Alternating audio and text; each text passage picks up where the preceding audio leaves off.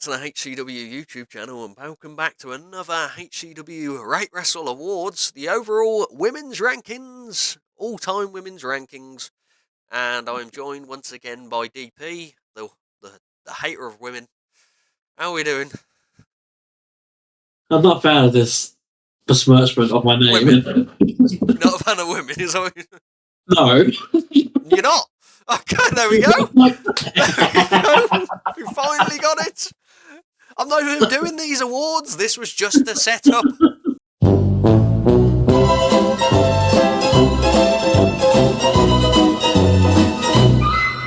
This. Banners and balloons coming down. Got it. But yeah, how you doing, Doofy?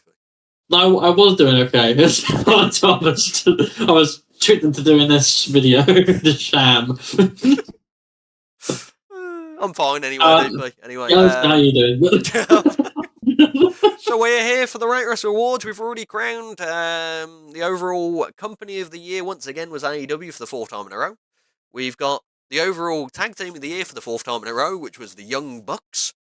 But female, there can't be a fourth time in a row. Because Rhea Ripley won the first two, and then Shirai came along and won the third.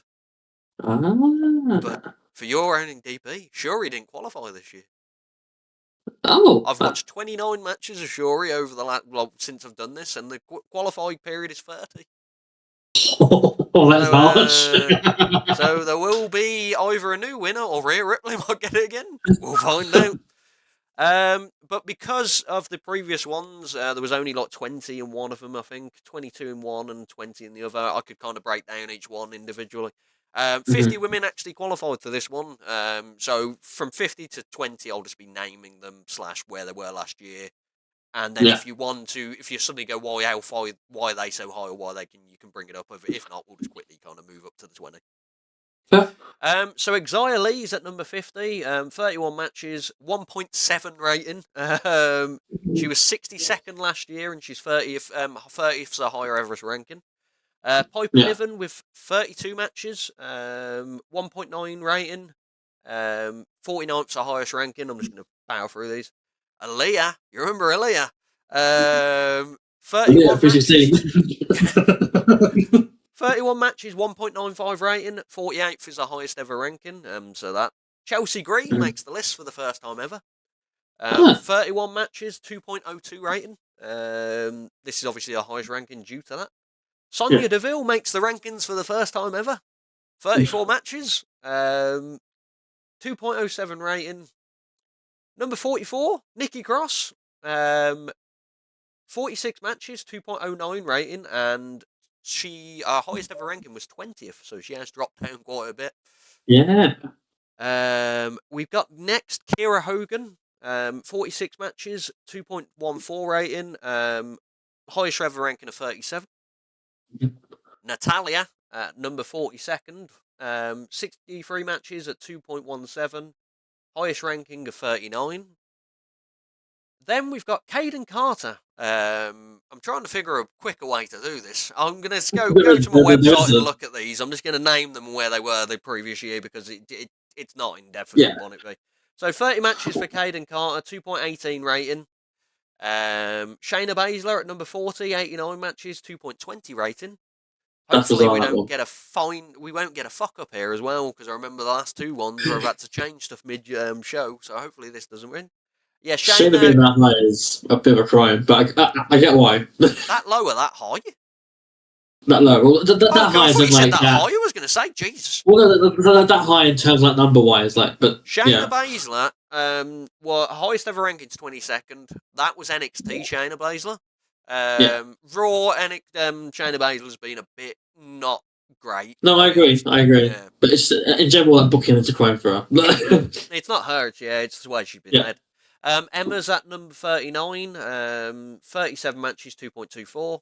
Rosemary at 38. There's not a dig on Emma or to Neil Dashwood, whatever, but she's not higher than Shayna Baszler. Match rating wise, she is DP because she's had. You got to think though, Shayna Baszler's had 89 matches, Emma's had 37. It's a lot easier to get better matches in 37 than get loads of good matches in 89. Yeah, that's fair. It's an average DP. average. And Emma's a better wrestler on average. Rosemary at number 38, 36 matches, 2.27 rating. Lacey Evans at 37. 36 matches, 2.27 rated. Highest ranking of 11. Yes. Lacey Evans had a good year at one point when she... Yeah, when she was with Baron Corbin and stuff. She had matches, the top level main event matches. They were good matches. I suppose. Yeah, it's also women's wrestling, DP. I know you weren't going to argue. No. Jessica Havoc at 36, 51 matches, 2.27 as well. Mercedes Martinez, 33 matches, 2.28 rating. I see you did that. I also had to double check when I did it originally. I was like, oh wow. Taya Valkyrie at number 34, 64 matches, 2.28 rating. Liv Morgan at 32, 78 matches, 2.31 rating. Sue Young, 31, 34 matches, 2.31 rating. Alexa Bliss at number 30, 44 matches, 2.31 rating. Mm-hmm. This is obviously, if you notice people on 2.31s, it's because decimals and crap aren't going that far beyond. Ruby Soho at 29, 42 matches, 2.33 rating. Shotzi at 28, 68 matches, 2.41 rating. Raquel Rodriguez, 83 matches, 2.42 rating at number 27. Highest ever ranking, a 7th, by the way, for Raquel Rodriguez. Jesus. Yeah, she was really good in NXT, and then they did what they did on the main roster. Do you mean Raquel Rodriguez? Yes. Or Gonzalez? Gonzalez, Raquel Rodriguez, and there was another one that she was, Reina Gonzalez. She's like called, is it Gonzalez now, or was it She's Raquel Rodriguez at the moment. I don't know. And it was Raquel Gonzalez, the one, and then it was Raquel Reina Gonzalez as well. She was called at one point as well. That sounds right, yeah. Number 26, Tasha Steelz, 35 matches, 2.3 rating. Nyla Rose at 25, 42 matches, 2.44 rating. Jordan Grace at 24, 61 matches, 2.48 rating. Dr. Britt Baker, DMD, 68 matches, 2.52 at 23. Then we're getting to the 20. At number 22, we got Bayley, 77 matches, 2.54. 21, we've got Toni Storm at 62, 256. Cool. So now we can have a bit of talk now, DP. Okay. I'm just probably going to cut that and put that whole thing on the screen, scrolling down as it goes along. So at number 20, we've got Charlotte Flair. So Charlotte has had 55 matches that I've seen, 2.56 rated. Last year she was 32nd, and this highest ever ranking's 14th. Charlotte has ups and downs as a wrestler, as in, like, she can have really banging matches, and then they book her to have weird, like, squash matches. Yeah, exactly. Charlotte's on a weird trajectory right now, because there was a time when she was, she was always champion, or she was always in the position for the championship, and now, under the new direction Triple H, has been a bit more, I guess, balance is the right word for it. Mm-hmm. It's not so Charlotte heavy. Yeah. And also, it's not helped that she's had injuries as well lately. So, yeah, she's had a lot of injuries, and obviously this is all rated around 2019 onwards, so it's not anything NXT related to her. That will come eventually when I carry on what I'm doing, and I'm in 1999 at the moment, so she's going to struggle. But yeah, at number 19, we've got Candice LeRae. I saw 55 matches of Candice LeRae, and she's 2.58 rated. 32nd last year and a highest ranking of 14. No, that was wrong. 23rd last year, highest ranking of 7. Sorry, I was reading Charlotte again. Candice LeRae had a great run in NXT. She has a great run in PWG and so forth. In WWE, it's been Raw and SmackDown, it's been a bit meh. And that's why I think she's dropped down a bit, because she's not really getting the opportunities to show how good she is as a wrestler. Yeah. I think it's an issue with WWE in particular with especially wives of husbands, not wives of male wrestlers, sorry. In that, in PWG, she was like, Bill Allen's husband, but she was also a kick-ass wrestler as well. Mm-hmm. In WWE, it's like, I'm a wrestler, but I'm mainly the wife. Yeah, they bring it up a really lot. Weird concept they do in WWE. Like, they don't, like, when Naomi was there, for example, just to bring up Naomi, like, because obviously she's married to, I think it's Jimmy Uso. Or Jey Uso. Jimmy Uso. they don't mention that. So it's a really weird concept. The whole bring up like someone being a wife of someone else, but in WWE she just has that moniker, that aura surrounding her that you always know she's the wife because they don't not mention it. Yeah, it's the trouble, and like she's just like they do storylines with her, and then it just disappears. Like she's got a storyline with Nikki Cross a few months ago, and I'm sure that's just dead. What happened to that storyline? Nikki Cross threw the title in the bin. No, it was after that. Nikki Cross kept whispering and doing stuff and turning up and stalking her and stuff like that, and then I'm sure it just disappeared. Yeah, I don't remember an outcome of that. I don't remember that happening. That's just that. But yeah, moving on. Number 18, we've got Chris Statlander.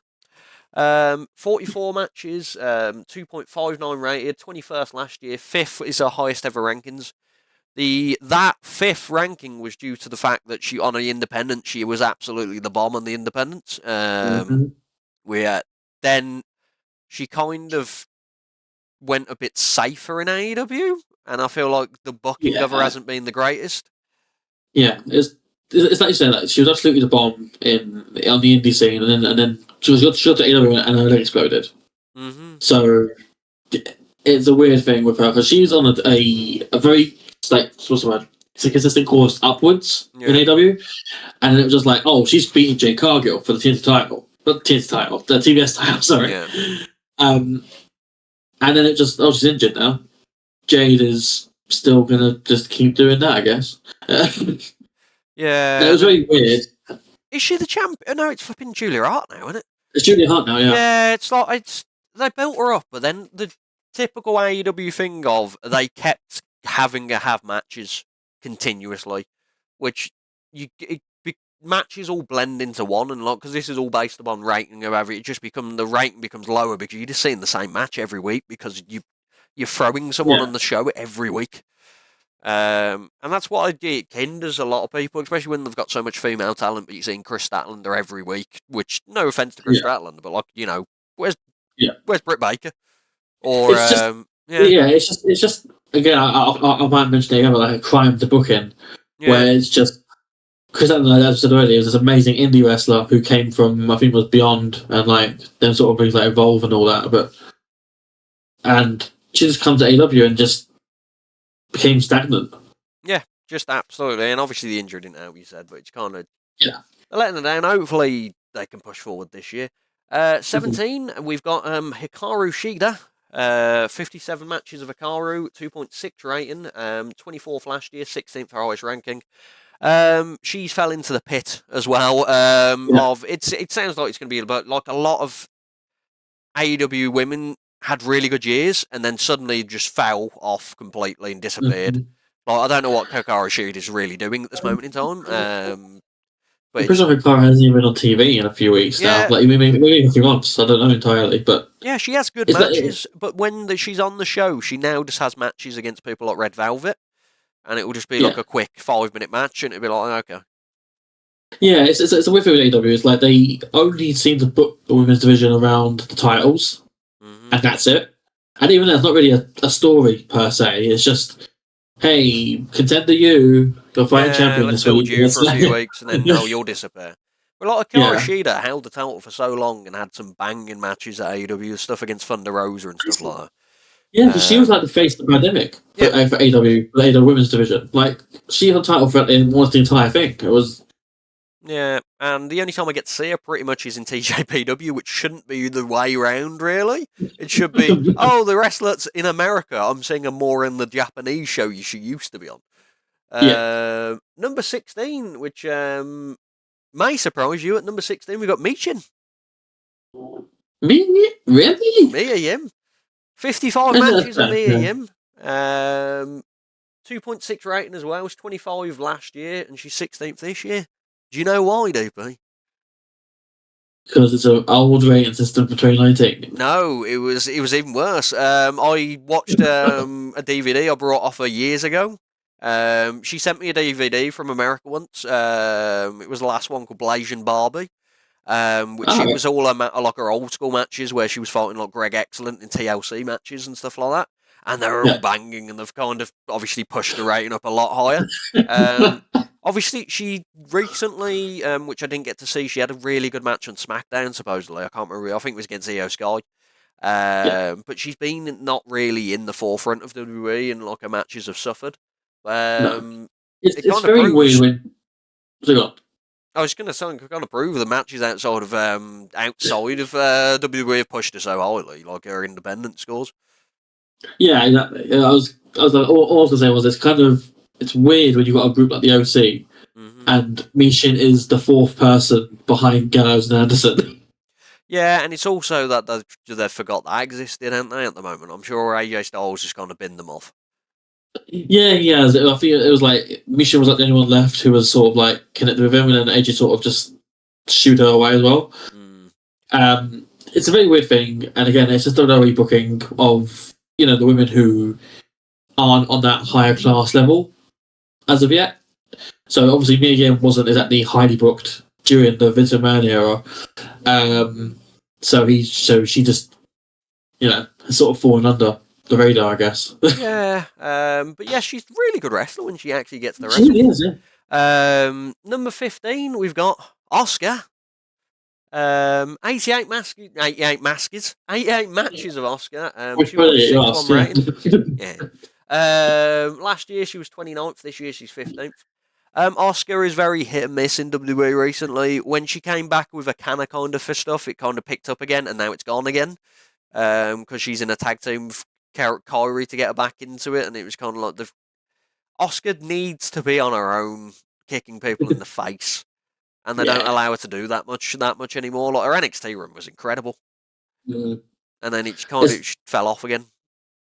Yeah, I mean it's a very stark difference when you compare her NXT run to her main roster run. It's like her NXT run; she had the undefeated streak going for like it was over a year in NXT. Yeah. So she held a title for that long as well. Like she's been all challengers, like submitting most of them as well. Like it was an amazing sight to see because it was sort of like building like a mini Goldberg sort of thing. It was like, holy shit! Like who's gonna actually beat her to get title off her? And then then she came to the main roster, was I think all right for a few weeks, and then as most things always tend to happen, I guess it just sort of goes downhill. And as you say, she's part of the Kabuki Warriors now, which is overall part of what was Damage Control. And yeah, she should be a solo wrestler, but she's currently being put with Kairi and Io, which is not a bad thing. It's just she needs to be a solo wrestler. Yeah, it's the trouble, especially with someone like her. She's just Io Sky's lackey at the moment, which is Asuka is mental. Obviously, she still had good runs. Like she's held like the WWE Women's Championship for 100 days. WWE Women's other championships out 372 days. So she's had titles, but it's just like none of them have felt really like, oh, that's amazing. Like the NXT run of 510 days. Just I remember that. It's just the NXT title that everyone can remember. Yeah. Next up, we've got a debut. At number 14, we've got Zoe Stark. 31 matches, 2.66 rating. Obviously, this is our highest ranking. Zoe Stark has been incredible on Raw. And they know she's really good until they've suddenly decided I don't know what she's doing now. Because I don't watch because we're not watching Raw that much. What's she doing? She's a sort of like makeshift team of Shayna. That's the trouble with WWE though. Zoe Stark push her to the moon, fighting Trish Stratus, involved with Becky Lynch. Let's have a tag in the corner now, the tag team division that no one cares about. And then she'll end up going down the rankings because there'll just be really pants tag matches against makeshift teams like Chelsea Green and Pepper Niven. Not to say that they're bad wrestling, just every team's makeshift as fuck.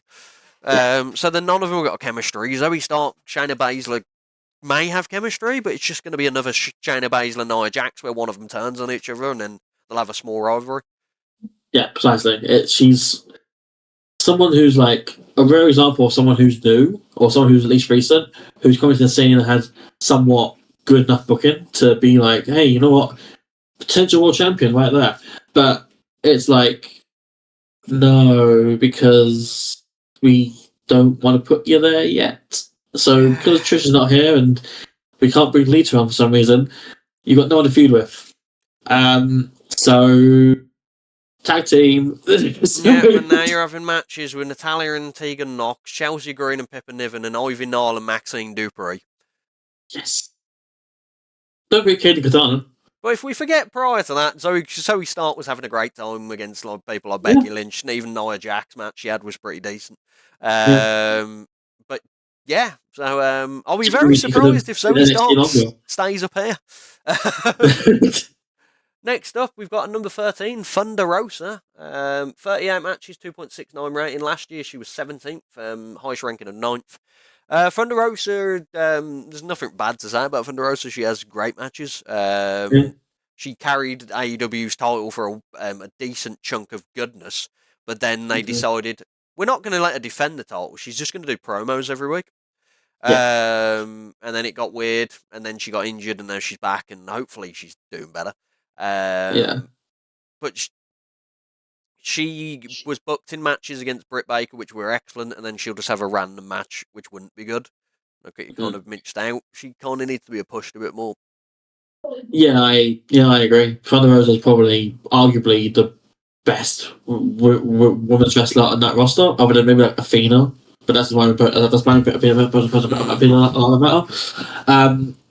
Yeah, it's just I'm assuming it's because of her injury that she had that they've been a bit careful with her booking because they don't want to aggravate anything. But then you think about that and you look at Chris Statlander, it's like you're still booking her. Yeah, she blew out the match every week. Thunder Rosa had a mainstream matches, great champion, great wrestler. Like I said, there's nothing bad about her. It's just again that damn booking. Yeah, hopefully it said like she's back now, so hopefully they kind of push her a bit more. Number 12, Athena. 34 matches, 2.70 rating, 20th last year, 8th is the highest ranking. Athena is having like a run of a lifetime in Ring of Honor. The trouble is that it's in Ring of Honor at the moment, and they need to push her onto the main AEW roster. It's mental at the same time because I want Ring of Honor to be a thing, but then it's not a thing, so I want the better people on the AEW roster. Like it's a hit and miss. A lot of this can be down to Ember Moon kind of thing. I got sicker of her as Ember Moon in WWE. But she's come around as Athena again, and I've kind of got more interested in her character and wrestling wise, and she is a good wrestler. Yeah, exactly. Yeah, like I said, like she's doing everything she can do in Ring of Honor, and the issue is that it is Ring of Honor.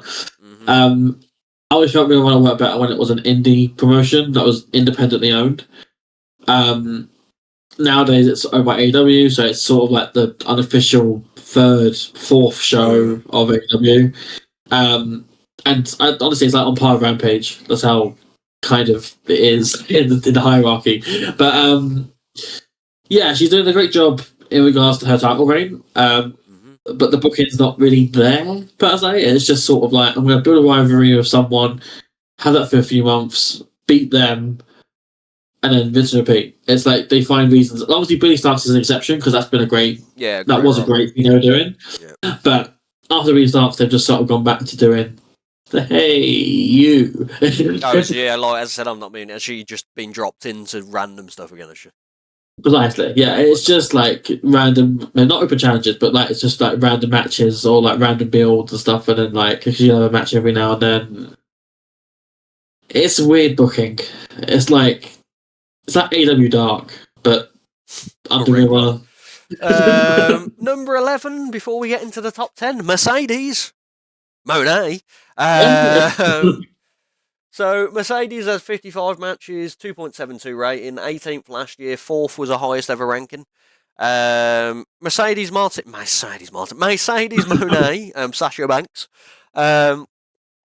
She was very highly rated, and then she kind of got booked into an area in WWE where it was just a bit meh. A run with Naomi, match-wise, wasn't the greatest, but she was having great matches prior to that.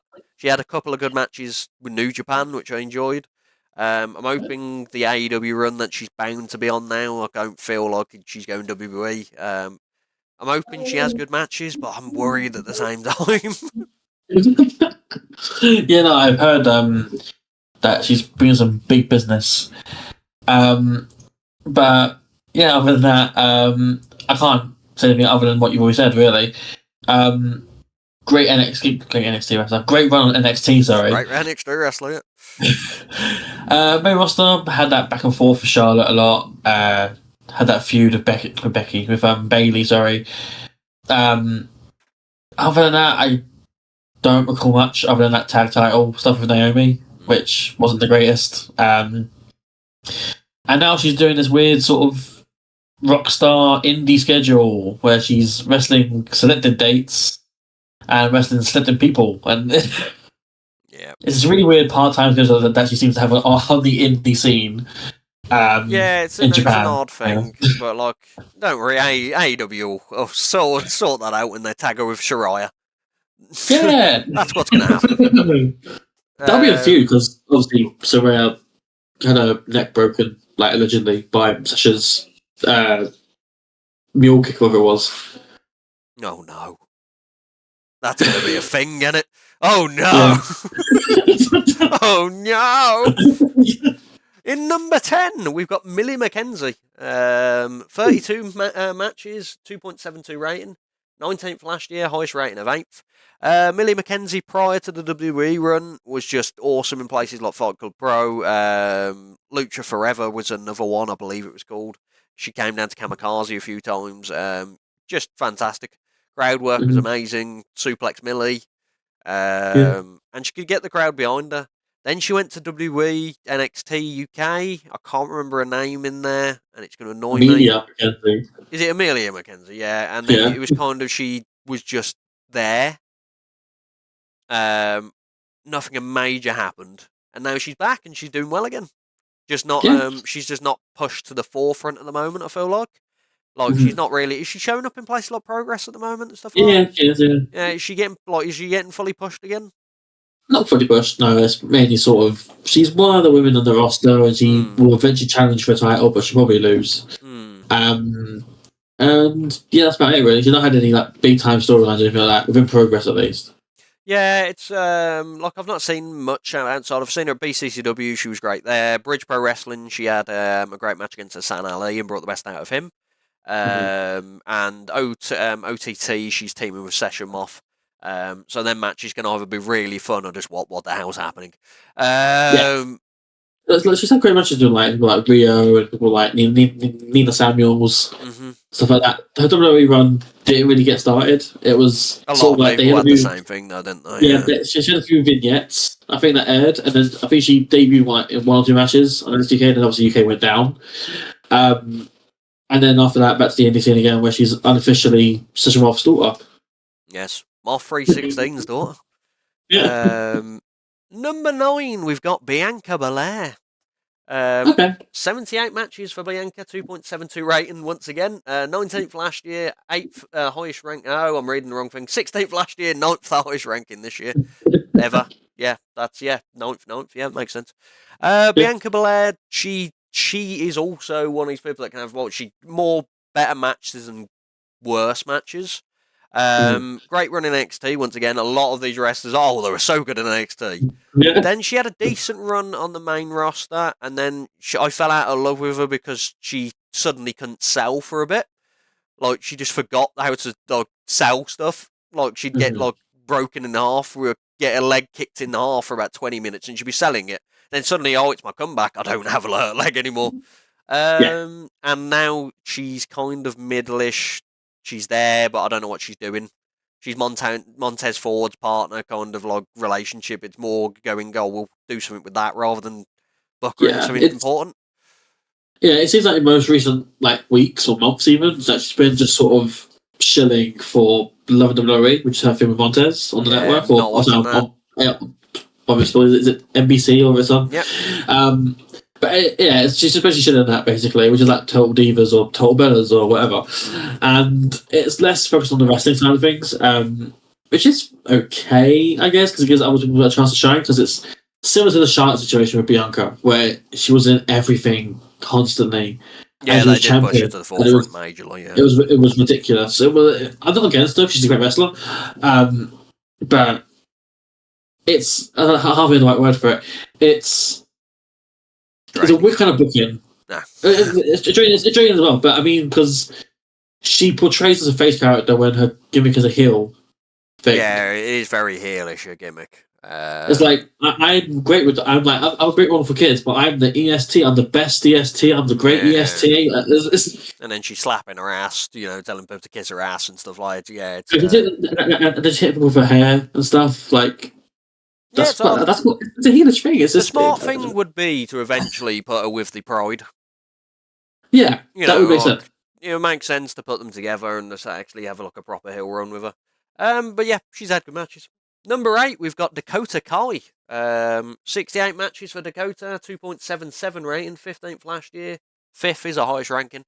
Dakota Kai is probably the most underrated one of the WWE roster. Obviously, she's been injured quite a few times recently, but she just has underappreciated matches all the time, and it seems like no one cares.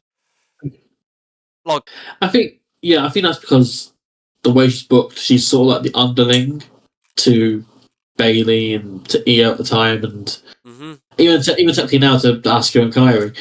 It's just a weird scenario of booking her where she's a great wrestler and she can prove she's a great wrestler. She's a great promo. She can do carry the wrestler really well as well. Like you see what with Tegan Knox in NXT, like, and then the whole turn at War Games where she boots her in the face in the cage. Like it's amazing work that she can do. But again, it's main roster booking. It's that whole pre-Triple H era of booking that she just sort of fell under the radar and sort of, hey, who's that again? Yeah, she's a great wrestler, but it's just a weird booking thing for me with WWE. Like, her indie stuff's great as well. It's just NXT, indies, perfect. Main roster. Yeah. She might get a bigger push now, because I don't know if you saw what happened on SmackDown. She came back and out Bailey.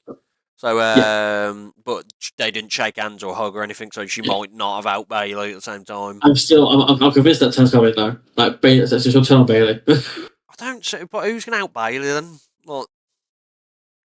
Charlotte and Bianca. God. Number 7, we've got Rhea Ripley.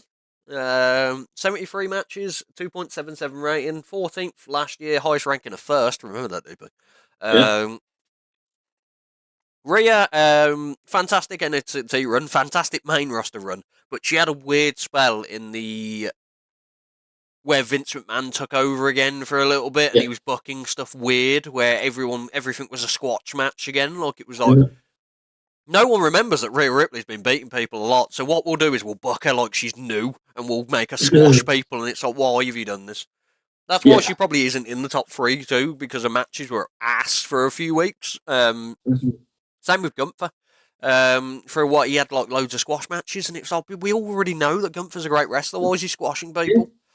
It's a weird thing. It's like Rhea is obviously like a very good representation story. It's like she came through the Mae Classic, and since then she's been building honing her craft. There we go, and building herself as a wrestler, building herself as a personality within the company, which she's done perfectly. Like, she's raised herself up and going up ladder steadily through NXT, became NXT champion there, leaving NXT, going to the main roster, coming back to NXT for a little bit as well, and then she did this weird tag team thing with Liv Morgan as well. I think that was, and that was weird. The sexual tag team. Makeshift teams. Rhea's fantastic though. Like, great character. She's like probably the centerpiece of Judgment Day. Centerpiece of WWE and fucking Raw. Like, no one really cares about like the Raw. Like, everyone's like, look at the press conference. Like, the cheer she got was insane. Becky Lynch came out and there was a bit of cheering, but everyone was still cheering. Wait till fucking Australia, good God. Oh, absolutely. But yeah, I can see Rhea going back up the ratings now, because she's in the main event scene. She was in a weird... Yeah, I was going to say, I absolutely agree with your rating now. Like, she's not top of the rankings anyway. Like, she's had some matches that they've been alright, but nothing really, like, stand out-y. Like, I doubt she's gonna go match with Nia personally. Oh, I think the crowd will make it 5-star classic. The crowd will make it good, like, wild, lively and all that, but the match itself won't be that good. Naya can have one good match every few months, I've noticed, so this hopefully might be the good match. And the final person before we get in the top 5, number 6, Io Sky. 78 matches, 2.85 ratings, so there's a big jump there. 12th last year, second is our highest ever ranking. Io, she was good in NXT. She's good on the indies, and she's been good recently. There was just a middle period where WWE just kind of had her there again. She was a stooge to Bayley before she kind of became the centerpiece. She had a lot of tag team matches, so she kind of dropped down a bit, but now her run's kind of picking up and she's having banging matches again. And the WrestleMania match against Bayley's going to be fantastic. Yeah, it is, I agree. Io is a weird case because it's a Japanese talent at the forefront of that division. Obviously, you got Rhea on the Raw side, but Io is the set-down side of things. And it's weird because she's not a native English speaker, which is something you can hear in her promos as well, when she talks, is that it's not fully developed, which is fine. But it's just a bit odd to me, that kind of booking, and that she's the forefront of that when obviously you have someone like Bayley who was, sort of leading that and be able to be the main talker. Yeah. But yeah, I hope it goes well, like the whole Shinsuke stuff they're doing on Raw. But yeah, Io's, like I said before, great NXT wrestler. He was the main roster, great wrestler as well. She's just a great wrestler. It's hard to say anything bad about her. It's just in the way it's very promo driven, very story driven. So outside of physical actions, which is we've what we're seeing with Bayley a lot, I don't know how far I'm going to get on like speaking a story. Like yeah. I can't see unless Dakota does turn her, I can see Bayley winning at Mania. I feel like she's the only one that hasn't had a big match at Mania kind of feeling, isn't she? So I feel like that's the moment to win. So before I mention the top 5, DP, who's in the top 5? So sure he can't be. I've gave you that clue. Yeah. So Hikaru, Micah, Dakota Kai.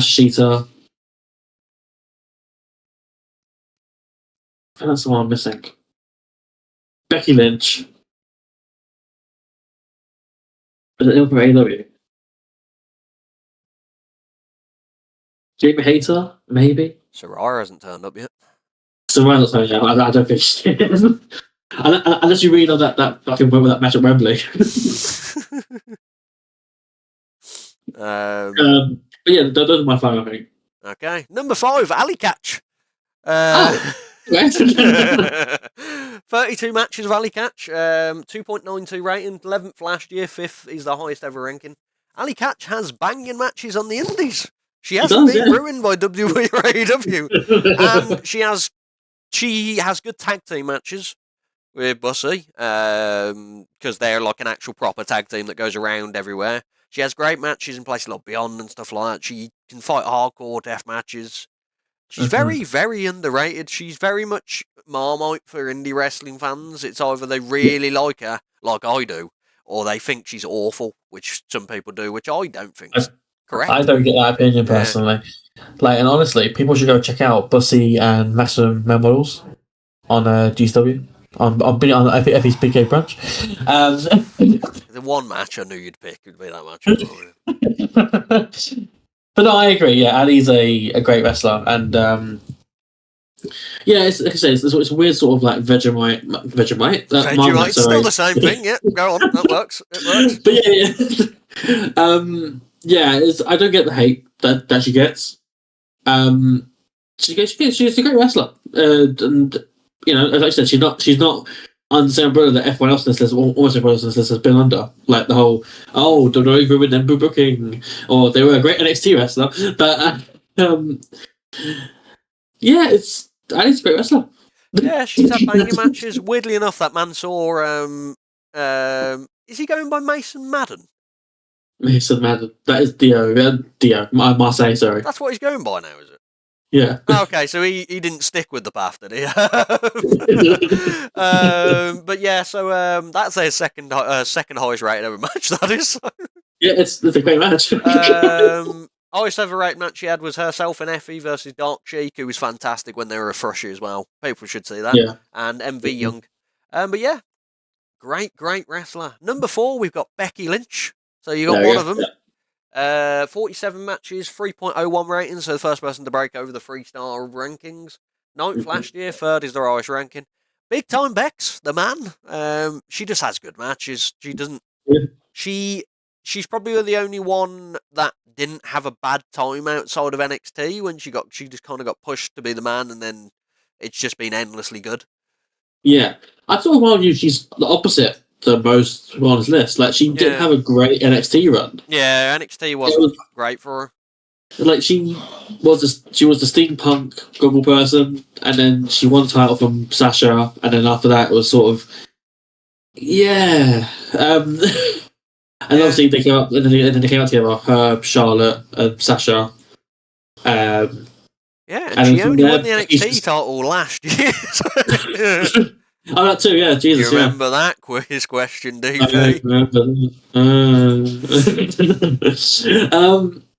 I thought she won the title before that, but no, never won it. No, that's Sasha and Bailey, so not bad, not Becky. But it's just with her, she's on the up and up always, and even when she's not in a main scene, she's still high because you know the name Becky Lynch, you know the face, you know the man, you know the moniker, you just know. Like, even recently she fought with Becky, she fought with Trish. Like, that's the whole thing in itself. Yeah, brought better matches out of Trish than you would have expected as well. Exactly. And she's going to have an absolute stormer at WrestleMania into Rhea Ripley. Yeah, she is. Rhea Ripley has to win that, though, surely. Like, you have to continue building Rhea Ripley. I don't think Rhea needs a title, personally. I think she just needs to be forever champion. That's what I mean. As long as she's in Judgment Day, she'll be alright. It depends what they do with Judgment Day. If Damian Priest wins the title, maybe, then it kind of relevant, but then it makes him more relevant again, which I'm fine with. If he doesn't win the title, I think Rhea needs the title until Damian has the title. I think Damian wins the title at Mania after Seth beats Drew or something. Yeah.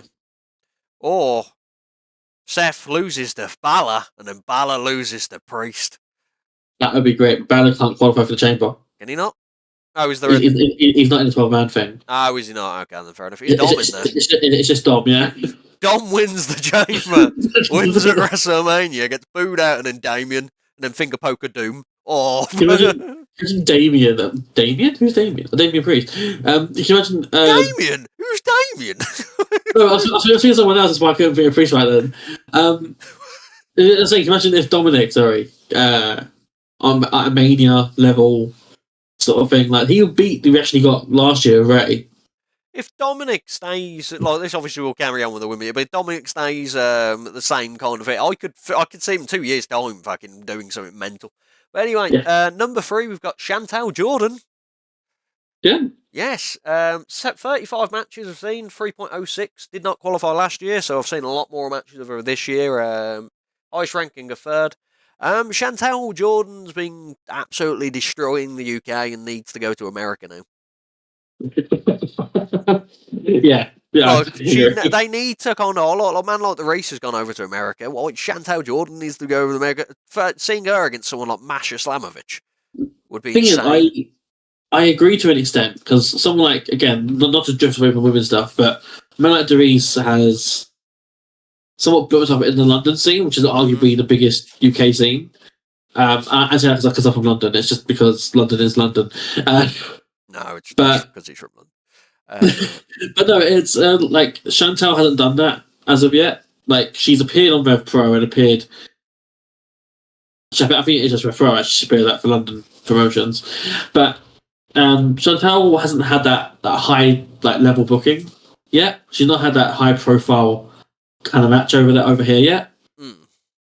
So I just think she needs to sort of get herself more out there. She's big on the Midland scene, obviously. She's big around the UK, but it's just not in the main high profile scene. She's wrestled at Rev Pro, Eve, and Eve, Coliseum.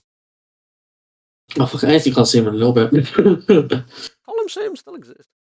Yeah, but they're doing another show. I haven't heard you mention them, that's why. But yeah, no, it's just I think Chantel's on definitely a good train right now. It's just she needs to get a bit more out there in the UK before she goes to America. Yeah, no.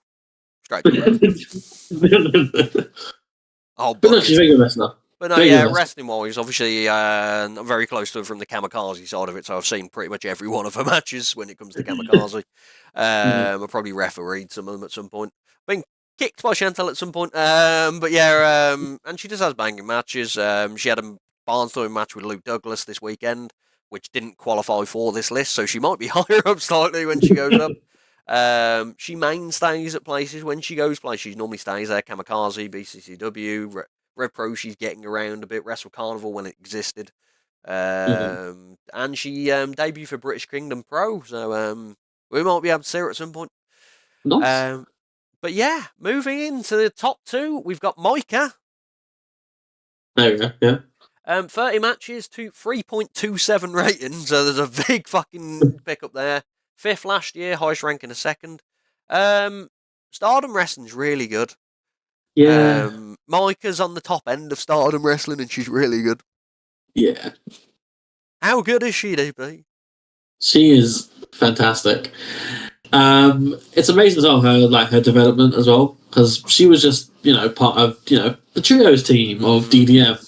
I was like, who was it? Her, Hikaru, and someone else. But yeah, no, she's had a massive rise over the past few years, and to the point she's at now, where it's just amazing. She's a great wrestler. I think she's just fought Himika as well in Himika's retirement match. Yep, and she's just won the World of Stardom Championship as well. So yeah, she's pretty good. Forgot Himika retired. That makes me sad. Yeah, she's good at wrestling. But yeah, no, she just has banging matches, like recent matches as well, like we're fighting Shuri, Suzuki, Julia, people like that. Obviously, if you've noticed, there's not a lot of Japanese wrestlers on this, is because most of them I've seen like 28, 29 matches. So next month, next year's one, it will be 35 matches will be the cut-off point. So I'm hoping I'll get to see 7 matches of Stardom by the time next year. And so who are we going to put at number 1 then, DP? I'm not sure anymore. Because in my mind, when you first asked me, I didn't think of anyone indie-wise. But now I'm thinking more out of WWE, out of AEW. I genuinely don't know who you put up there. Charlotte's gone. How far back do these ratings go again? Well, I'd say it can go back to like 1900. It's just 2019 is the main when I started rating. But obviously I've watched shows prior to 2019 and rated them.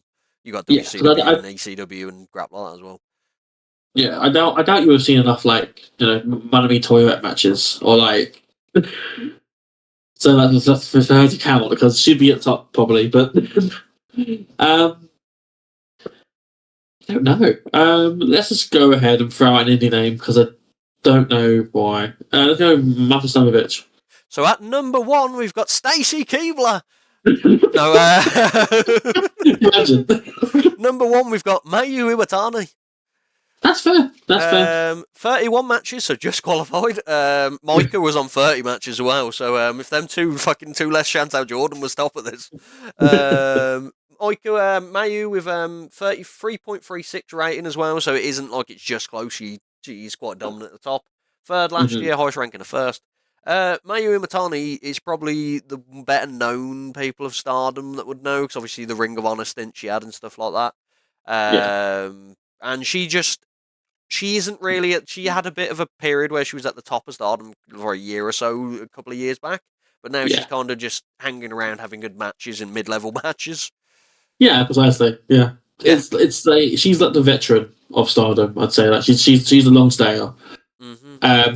She's the also like the old guard, the vanguard, whatever the word is. The vanguard. Okay, let's go with that. Yeah. But yeah, she's the one who's always there. She's the one who's always guaranteed to have a good to excellent match. Like she's someone who I don't think's ever had a bad match. Yeah, that's what I'm saying. She has triple threat, not triple threat. The triple tag team matches they have and stuff like that, 6-man tags and so forth, and they're all good because she's in it. Do you know how old she is, dude? She must be in her 30s. 32. Exactly 30. Oh, yeah. So there's many years of Mayu Iwatani to go. But yeah, no, banging matches continue to play matches she had with Shuri. She's obviously the IWGP Women's Champion at the moment, which is she's had that for a while, hasn't she? If I remember. Yeah. Oh, she beat Shuri, didn't? She defeated Shuri recently. Yeah. I think she beat Mercedes, didn't she? Has she? To win it, I mean. Yeah, she beat Mercedes Monae. I'm just having a look. She beat Yutami. She's beat Stephanie Vakir, and she's beat Shuri. So not bad people to lose to beat. But she only had it. She's defended it 4 times. What's going on with that title? The title is weird. It's not like it's like a secondary title. Yeah, it's which is weird because it's even as meant to be a main title, but that is the rankings, DP. So people like Yutami probably would have topped this. Shuri, people Shuri like that, if they had a few more matches. I don't like Shuri that much. She's very good at wrestling. But yeah, that's it. So we're going to be moving on to the male one in 2 weeks' time, DP. Make sure you figure out what you're going to do for that. And then when this is over, we've got until May, until it's the 2023-2024 for the year. So during that period, I'm going to do some tenables, I feel like, with stats from the Rate Wrestle database with you. Oh no. You're going to enjoy them, DP. You're going to enjoy them. Like, who have I seen the most matches of, and who's got the most 3-star matches, and who's got the most percentage of 3-star matches? Well, you'll find out. But yeah, as usual, like and subscribe. Judging by when this has gone out, the TNT review will be out. I would have filmed a review with an interview with Alton Thorne. Kumite, we're going to Kumite. Me, you, and maybe Frozzy, I believe, turning up, and maybe Lauren, which will be a fun time for us all. Hopefully we've got more shorts out, but people don't seem to be uploading them. And is there anything else you want to mention? Barry Wrestling, are we doing stuff with them? I mean, I've got a potential review lined up with Shiloh and Carboon, who are the Raw family over in Barry Wrestling. Also tag team champions, and Shiloh is the women's champion over there. Also, potentially a preview of the 100th show coming up as well with Hope. I've not asked him yet, but hopefully the owner of Barry Wrestling, Sean Gibson. And other than that, obviously Show Square has gone out, and hopefully we've met the first of our new contributors. Yes. I'm going to assume not. Prove me wrong! MIC? Anyway, but yeah, if you wanted, that's goodbye from me then, I'm guessing. That is goodbye from me. Bad times are coming, let them come. Oh yeah!